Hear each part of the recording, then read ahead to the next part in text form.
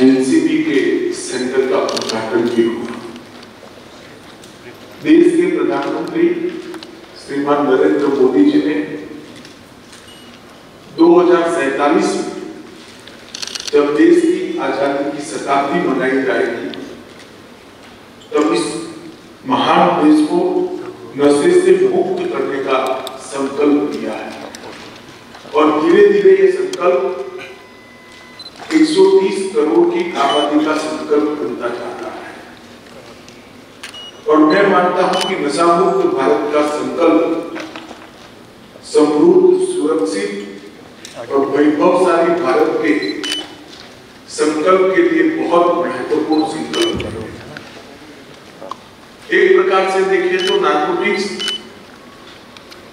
केवल भारत की समस्या नहीं, अंतरराष्ट्रीय समस्या, वैश्विक समस्या है।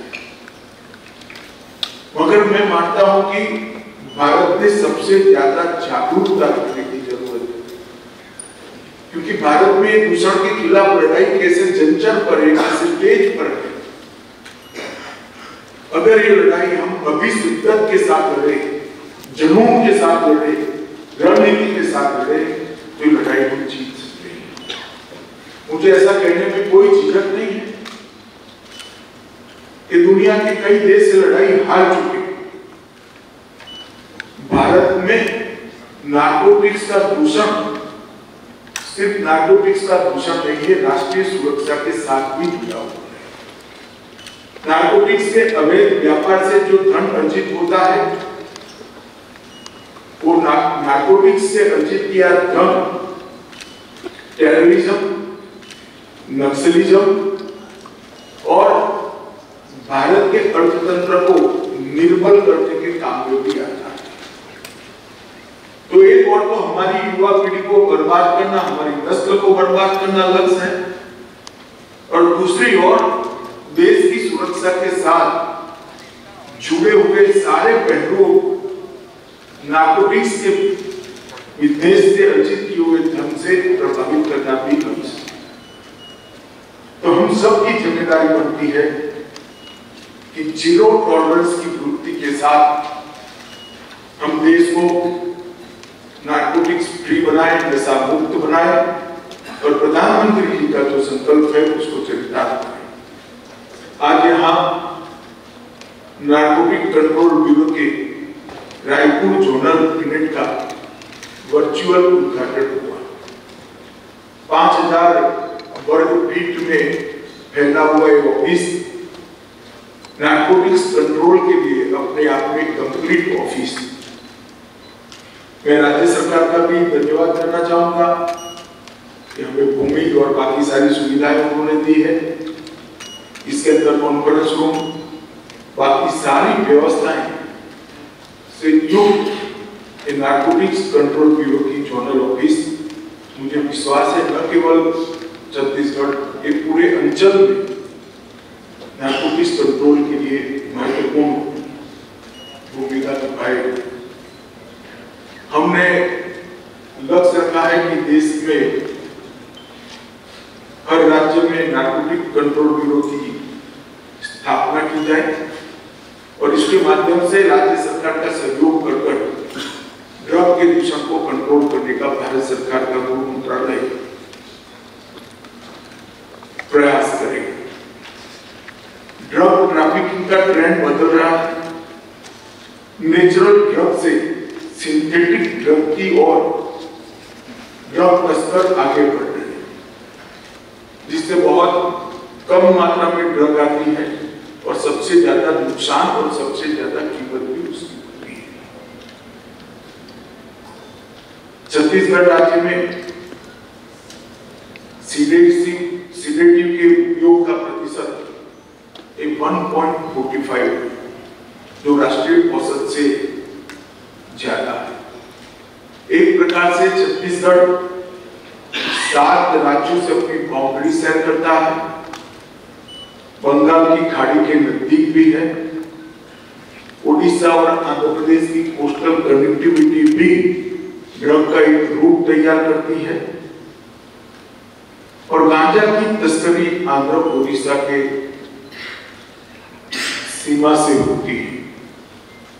छत्तीसगढ़ में गांजा के नशे का उपयोगकर्ता 4.98% है, जो राष्ट्रीय औसत 2.83% से बहुत अधिक, वो हमारे लिए एक चिंता का विषय होगा।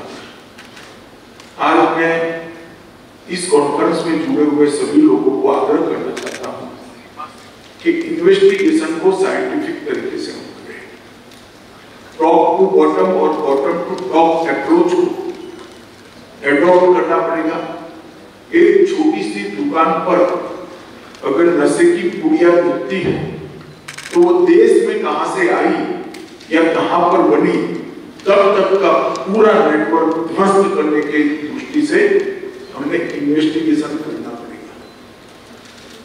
नारकोटिक्स का केस एक कोई केस नहीं हो सकता है। पूरे तंत्र को, उसकी पूरी इसके पीछे के बैकग्राउंड को ध्वस्त करने की दिशा में हमने इन्वेस्टिगेशन को करने की आदत डालनी पड़ेगी। जिस तरह से मैंने कहा बॉटम टू टॉप अप्रोच, इसी तरह से टॉप से बॉटम तक का अप्रोच भी लेना पड़ेगा। एक बड़ी मात्रा में गांजा या चरस या ड्रग्स मिलता है तो वो किसके माध्यम से उपयोगकर्ता तक जाना था, उसका भी इन्वेस्टिगेशन कंप्लीट करना पड़ेगा और वो इन्वेस्टिगेशन बहुत कठोर होना चाहिए। जब तक आप पूरी चेन को समाप्त नहीं करते हैं, ये पूरे नेटवर्क को ध्वस्त नहीं कर सकते, इस पर हम कंट्रोल नहीं कर सकते। कुछ लोगों को जद में लेकर नारकोटिक्स के बिजनेस को कंट्रोल नहीं कर सकते, पूरे उनके नेटवर्क को ध्वस्त करने का हमारा प्रयास होना चाहिए।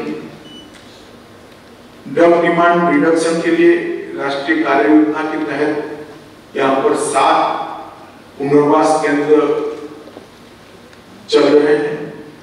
मेरा चीफ सेक्रेटरी महोदय और डीजीपी महोदय से अनुरोध है कि 7 पुनर्वास केंद्र में ये दोनों ने काम बांटकर 3-3 घंटा निकालना चाहिए और उसके अपग्रेडेशन की चिंता करनी चाहिए। 14 नशा मुक्ति केंद्र राज्य सरकार भी चला रही है। मैं मानता हूं कि ये सारे पुनर्वासन केंद्र और नशा मुक्ति केंद्र ये हमारी लड़ाई का बहुत महत्वपूर्ण योजना का हिस्सा है। जो ड्रग लेता है वो तो सिस्टम का विक्टिम है, जो ड्रग का व्यापार करता है वो गुनहगार है। उस सूत्र को ध्यान में रखकर नारकोटिक्स के सामने की लड़ाई हमने लड़नी पड़ेगी। फ्रैगमेंटेड रूट्स, मानव मॉल, ड्रग छुपाने के तरीके, सिंथेटिक ड्रग की फैक्ट्रियां और प्रयोगशालाएं और नई क्रिप्टो की न्यू एज चैलेंजेस, इस सब को जब तक हम समाहित करके रणनीति नहीं बनाते हम सफल नहीं हो सकते। ई कॉमर्स प्लेटफॉर्म का उपयोग हो रहा है। कई जगह पे ड्रोन के द्वारा डिलीवरी के भी किस्से ध्यान में आए हैं। मोबाइल लैब्स बनने के किस्से भी देश भर में 1-2 जगह पे ध्यान में आए हैं और टेली हेल्थ सेवाओं के माध्यम से भी ड्रग बेचने के किस्से ध्यान में आए हैं। ये सारे किस्सों को ध्यान में रखकर एक समुची रणनीति राज्य में बनानी चाहिए। ड्रग के डिटेक्शन, नेटवर्क का डिस्ट्रक्शन, कल्प्रिट का डिटेंशन और एडिक्ट का रिहैबिलिटेशन, ये 4 सूत्र पर ही हम सफल हो सकते हैं।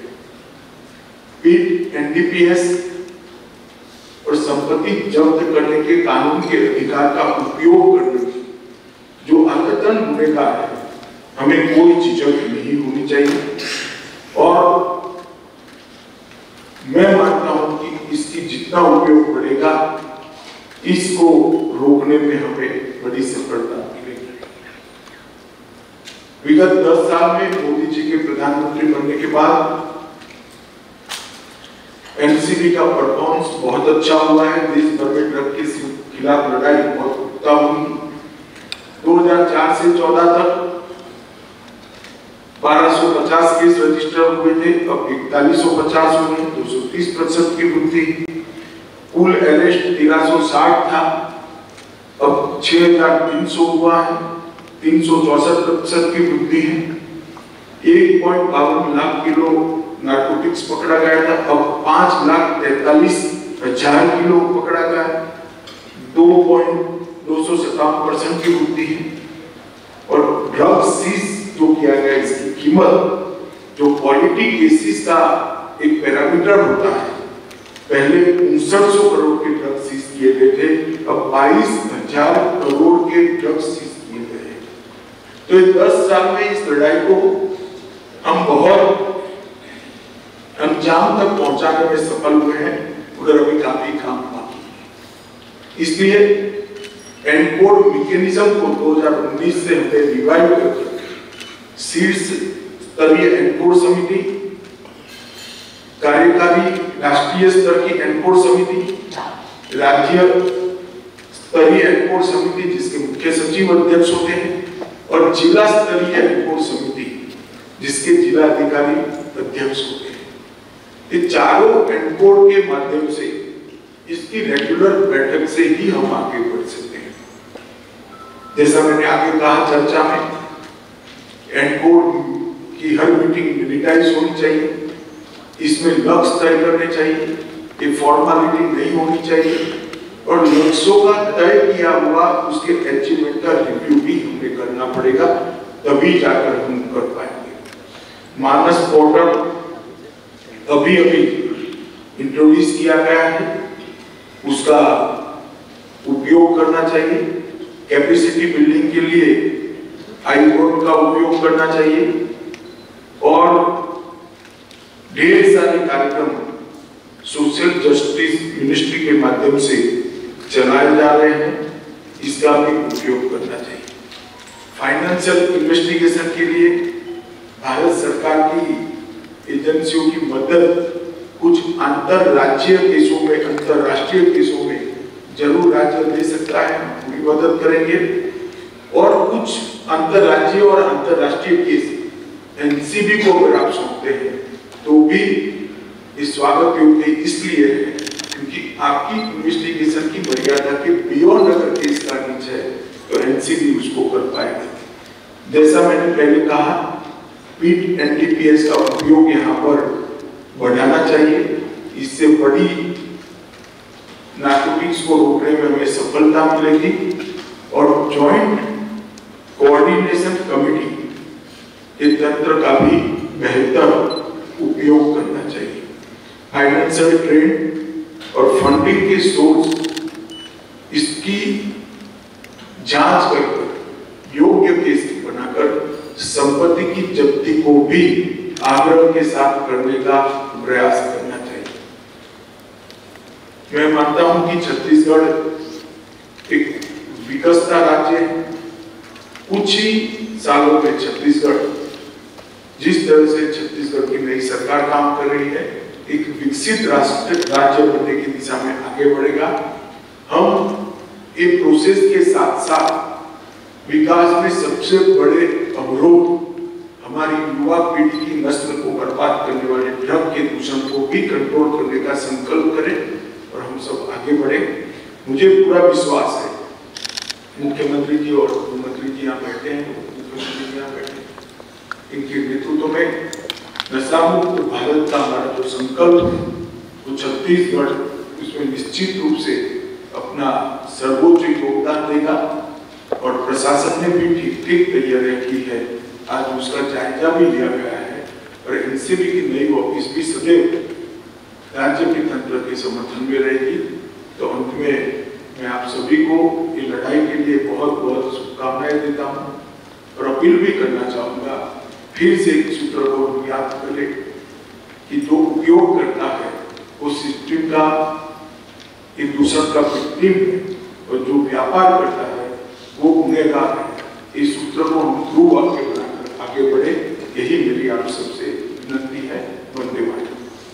अगर आप ये वीडियो YouTube पर देख रहे हैं तो हमारे चैनल को सब्सक्राइब करें और बेल आइकन को दबाना ना भूलें। अगर आप Facebook पर ये वीडियो देख रहे हैं तो हमारे पेज को लाइक करें।